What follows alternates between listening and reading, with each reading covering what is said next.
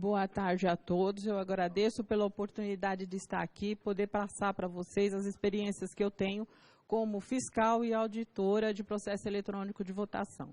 Eu gostaria de lembrar aqui, fazer uma ressalva logo no início, que as questões que eu vou colocar aqui, elas não têm a ver com o resultado de eleição. Eu estou combatendo o processo eletrônico de votação brasileiro, que, na minha opinião, e pelos trabalhos que eu já fiz, auditorias que eu já realizei, ele se mostrou arcaico, muito caro, impossível de ser fiscalizado, extremamente concentrado na mão de um único poder. Para vocês terem uma ideia, eu sou advogada.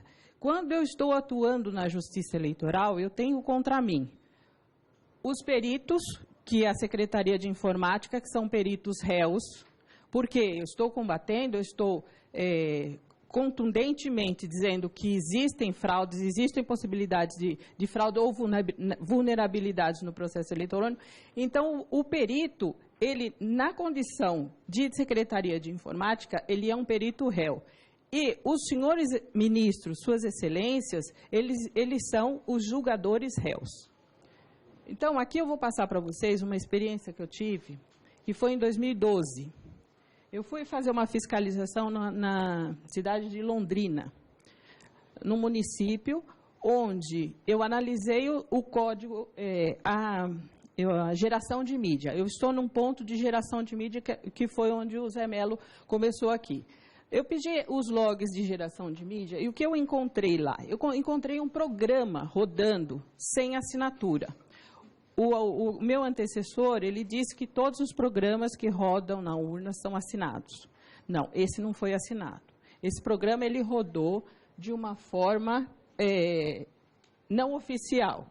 Então, vamos lá. A pessoa começou a tentar rodar o programa dia 27/8/2012, nesse horário. E ele deixou logar, ele registrou isso num arquivo do sistema.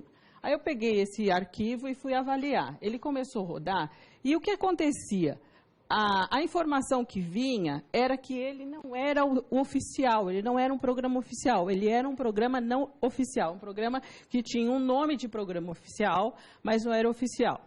Se eu quisesse fraudar uma eleição, se eu quisesse colocar lá dentro um programa, eu não colocaria o nome, por exemplo, fraude eleição CPP, ou Maria Aparecida Cortis CPP, ou altere o resultado da eleição CPP. Eu colocaria o nome de um programa que já existia, e foi isso que aconteceu. Mas o sistema, ele rejeitava esse programa. Ele dizia, o Gedeon, pode ver aqui, ó, alerta, versão incompatível do Hot Swat Flash. Ele dizia, não, essa versão não é compatível. Isso aqui, para vocês terem uma ideia, foi em 27/8. Quem fez isso, foi tentando fazer isso, olha, dia 28 ele tentou de novo. Aí foi dito a mesma coisa, ó, e caiu o sistema. Então, se ele rodasse isso numa cerimônia de geração de mídia, nós fiscais de partido, auditores, que a gente estava lá em cima do pessoal que estava gerando mídia, a gente pegaria porque o sistema caía. Ele diz, olha, não é compatível, ele quer uma versão 1.993. E a versão que estava rodando desse programa, que a gente não sabe o que era 19,90. Não há que se falar que isso daí já estava na urna, porque não é possível. Por quê? Quando se faz a geração de mídia, se baixa no sistema da Justiça Eleitoral os programas que rodaram aqui pela Secretaria de Informática. E esses programas são assinados e o sistema aceita. Se ele fosse um programa oficial, ele tinha entrado e seria aceito pelo sistema. Ele tentou. Aí, no dia 21/9, ele já estava mais esperto, olha. Ele, mesmo incompatível, ele já estava começando a entrar. Ele já entrou, aqui, ó. Ele já não aparece, ele já não derruba o sistema, ele entrou. Dia 21/9. Quando foi dia 24, que foi a geração de mídia, ele entrou e rodou normalmente. Esse programa foi para as urnas e rodou no município de Londrina, nas eleições de 2012. Eu fiz uma petição e fui questionar essa informação que foi passado. Esse programa não era um programa importante, era um programa que não servia para fraudar. Aí eu não entendi por que, então, que eles teriam que tentar tanto colocar esse programa lá dentro e rodar. Porque não servia para nada, não era para colocar, ok? Na minha opinião. Bem, aí eu fui procurar quem tinha sido a empresa que tinha trabalhado nesse sistema. Aí eu tive mais uma surpresa. Quem trabalhou foi a empresa Smart Martic. Esse consórcio de empresa, ele foi formado dia 13 de 7 de 2015. No dia 17 de 7 de 2015, eles estavam assinando um contrato com a Justiça Eleitoral para exercitação de urna. Ou seja, eles aceitaram, a Justiça Eleitoral, pelos dados que tem no processo, ela aceitou essa empresa sem que ela estivesse ainda regularizada, o consórcio. No primeiro termo aditivo, por mais assustador ainda, no primeiro termo aditivo, eles colocaram uma empresa estrangeira, que é a Smart Martic International Corporation. Essa empresa ela foi registrada na Junta Comercial dia 25, ela já tinha, dia 25 do 10, e ela entrou no processo 17 do 9, ou seja, rodou um programa que não era oficial, com uma empresa que foi contratada de forma irregular. Essa licitação é uma licitação que foi feita de forma irregular. Muito bem. Aí o que eu decidi? Falei, na eleição de 2014, porque não dá para a gente fazer nada, porque o réu que julga. Os senhores, as suas excelências, os ministros, nada pessoal, mas são eles que julgam. Eu acho que não é muito proveitoso da minha parte ficar recorrendo judicialmente. Então, o que eu faço? Eu apresento o problema e deixo para eles resolverem. Infelizmente, eu não tenho obtido resultado. O que eu fiz? Na eleição de 2014, eu resolvi descobrir como que esse programa rodou. Aí, o que eu fiz? Eu pedi ajuda para o professor Diego Aranha, para o professor Pedro Rezende. Nós escolhemos um aluno, um ex-aluno da UNB, colocamos dentro do TSE para ele analisar código-fonte.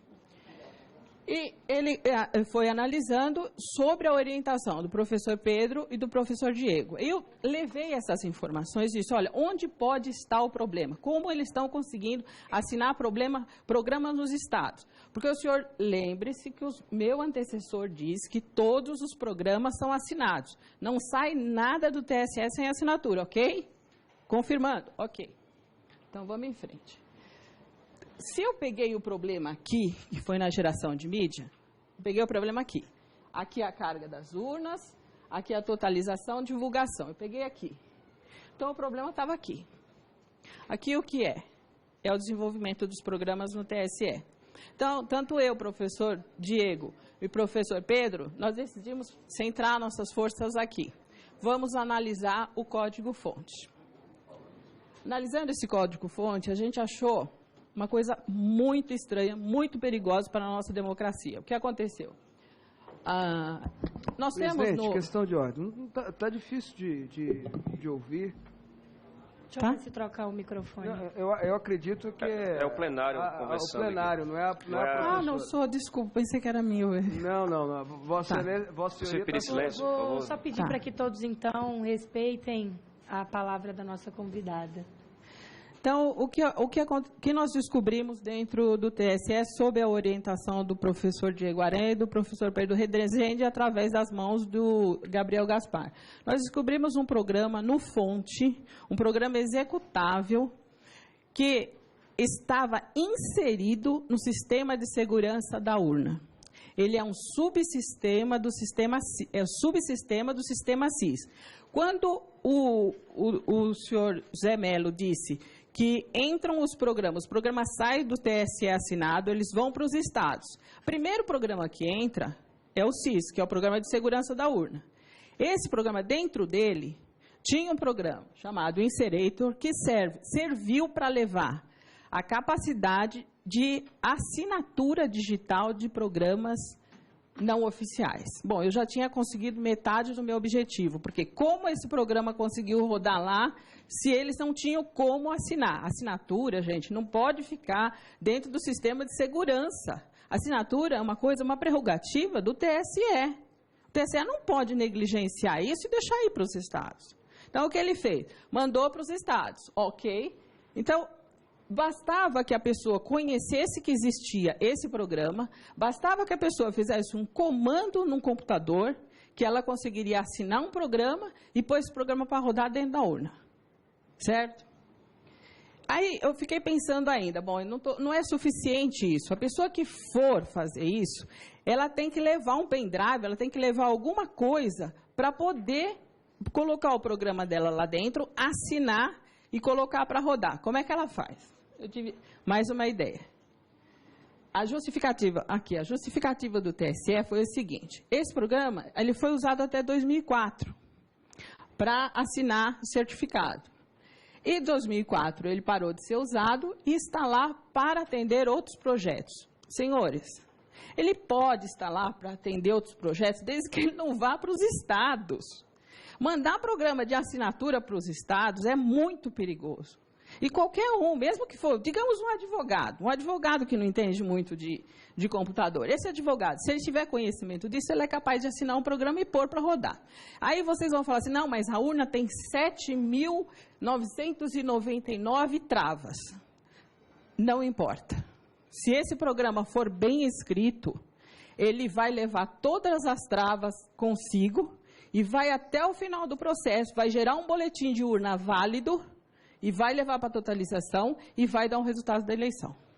Então, não adianta se fazer perícia, ou auditoria, o que for em urna, ou processo de totalização, se não se entrar no mérito do programa que está sendo mandado para os estados. Como está sendo desenvolvido, como ele está sendo escrito, qual é a capacidade dele de que tem uma pessoa nos estados de mudar o resultado da eleição. Bem, então vamos lá. Aqui mais uma informação. O programa, a informação que a Secretaria de Informática deu é que esse programa, ele estava na sala e não estava sendo usado, ele não estava na sala, ele estava no código-fonte. Ele é um código-fonte de um programa executável e que pode fazer uma assinatura digital e colocar um programa lá dentro e mudar o resultado da eleição. Ele não está na tabela de hash. Então, aqui eu discordo do meu antecessor, porque nem todos os programas que estão dentro da urna estão assinados, porque esse não está na tabela de hash, ele não tem assinatura. Por quê? Eu protocolei uma petição dizendo que ele estava lá e eu não encontrei a tabela de hash dele. Muito bem. Não se trata de uma biblioteca, ele é um programa executável. E não se trata de leitores de binários, por quê? Nós fizemos uma pergunta, eles insinuaram uma resposta, o Gabriel Gaspar foi lá por orientação do professor Diego e a gente viu que ele não tem nada, ele é um programa solto. Um programa que não tem conexão com outros programas. Bom, aí eu vou falar. Aí eu fiquei em dúvida. Como eles conseguiriam colocar esse programa dentro da urna sem que eles levassem um pendrive ou que o fiscal estivesse lá prestando atenção de que aquele programa estava sendo inserido de forma clandestina? Eu pedi para fazer um teste no sistema com computadores conectados à internet e computadores não conectados à internet. Quando se gera mídia, o fiscal de partido não tem como saber se o computador está ou não ligado à internet. Não existe nenhuma trava nesse sentido. Então, a urna realmente não está conectada à internet, mas o computador está. Por quê? O que a gente detectou aqui foi, não existe nenhuma trava, o programa roda normalmente, é feito. Então, como a pessoa faria para ela inserir esse programa que ele próprio vai assinar? Ele deixa o computador conectado à internet, assina um programa que ele quer que rode, que dê um comando para ele até o final e vai limpando a área até produzir um boletim de urna válido, e baixa o programa da internet e pronto. Não tem problema nenhum nisso. Então, eu descobri o que, na minha opinião, aconteceu em Londrina. O programa rodou, com uma assinatura oficial. Como que ele foi colocado lá dentro? Só deixar o computador conectado à internet, mais nada.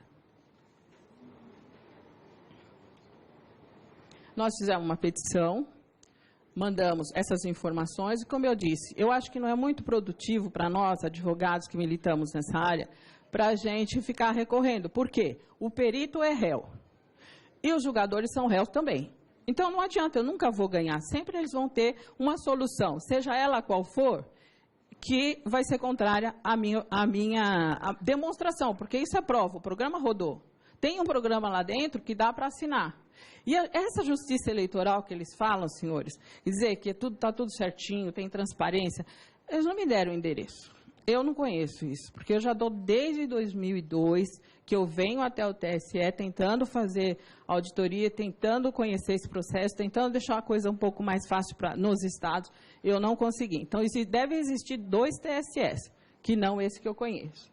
Bom, lógico que a minha petição foi indeferida, até porque disseram que eu não tinha competência para fazer, etc. Então, eu trouxe a mesma foto, Zé Melo. Mas só que eu estou dizendo o seguinte, eu não assinei, ninguém assinou esse programa. E outra coisa, eu quero exortar o Ministério Público, porque o Ministério Público é um órgão maravilhoso, um órgão muito capaz, um órgão muito competente. Só que ele está assinando a petição que a Secretaria de Informática faz, sem ler. Eles não leem, eles assinaram o programa, a OAB também assinou e não leram. Quem fez a petição foi a Secretaria de Informática, que é responsável por tudo isso. Bem, aí eu voltei um pouquinho mais para a Smart Martic esse ano de 2014. A Smart Martic, a empresa, a Corporation, é uma empresa internacional, não tem autorização para funcionar no Brasil, não tem CNPJ, e é uma empresa que não poderia estar prestando serviço para a Justiça Eleitoral. Mas qual não foi mais... Ela tem problemas em vários países que ela entra kamikaze. Esse ano ela tentou fabricar urna, licitação 53. Ela entrou kamikaze com um monte de documento que, assim, a gente teria que analisar de uma forma mais fria, mais coerentemente para poder aceitar, mas mesmo a Justiça Eleitoral não aceitou. E aqui, qual foi a minha surpresa? A Justiça Eleitoral, no julgamento de uma petição que foi feita para que se fizesse auditoria no processo eletrônico de votação, ela deu a seguinte jurisprudência para nós, advogados. Os sistemas e programas utilizados nas urnas de propriedade da Justiça Eleitoral não podem ter seu acesso franqueado a pessoas físicas ou jurídicas estrangeiras ou vinculado a países ou entidades internacionais. Tal providência implicaria ofensa à soberania nacional, um dos fundamentos da República Federativa do Brasil.